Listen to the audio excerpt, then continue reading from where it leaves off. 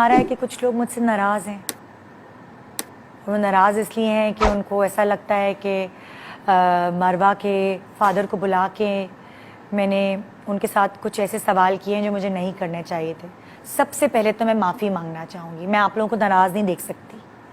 تو اگر جانے انجانے میں مجھ سے کوئی ایسی بات ہوئی ہے, کوئی ایسے سوال ہوئے ہیں, تو میں آپ لوگوں سے ہاتھ جوڑ کے معافی مانگتی ہوں. اور اس کے بعد میں کلیریفیکیشن دینا چاہوں گی. ہم لوگ ایک ہفتے پہلے اپنے شو پلان کر لیتے ہیں, اور میں زیادہ تر ایسے شو کرتی ہوں جو انٹرٹینمنٹ اور انفرٹینمنٹ سے بھرپور ہوں, تاکہ آپ کی صبح خوشگوار گزرے. ہم نے مروہ کی فیملی کو اپروچ نہیں کیا تھا, بلکہ وہ سارم بھائی کے تھرو انہوں نے ہمیں اپروچ کیا, کیونکہ ان کو میڈیا سپورٹ کی ضرورت تھی. آپ کو پتہ ہے, اگر آپ شو پورا دیکھیں گے تو آپ کو اندازہ ہوگا ان کی پہلے دن FIR بھی نہیں کٹ رہی تھی. جب انہوں نے احتجاج کیا تو دوسرے دن ان کی FIR کاٹی گئی. جب میڈیا سپورٹ ملتی ہے اس طرح کے کیسز کو, تو جو ادارے ہیں ان کا کام اور زیادہ فاسٹ ہو جاتا ہے. روزانہ اس طرح کے بہت سارے کیسز ہوتے ہیں اور آپ کو پتہ بھی نہیں چلتا, اور ریپسٹ اسی طرح کھلے عام گھوم رہے ہوتے ہیں.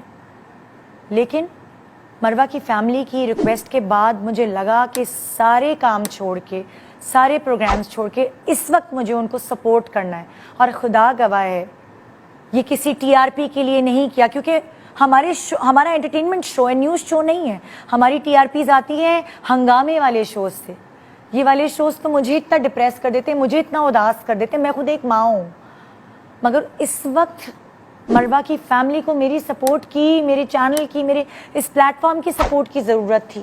اور میں نے اپنا فرض سمجھ کے ان کو یہاں بلایا, تاکہ انہیں ہماری سپورٹ مل سکے. اور یقین جانیں, اس شو کے 2 دن بعد مروہ کا ریپسٹ پکڑا گیا.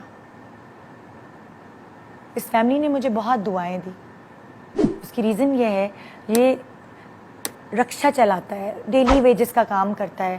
اس ساری پریشانی کی وجہ سے, بچی کو ڈھونڈنے کی وجہ سے, تھانہ کچہری کی وجہ سے ان کے گھر میں چولہا نہیں جلا تھا. ہمارے پروگرام کی وجہ سے ان کی فائنینشیل ہیلپ ہوئی, ان کا کتھارس ہوا.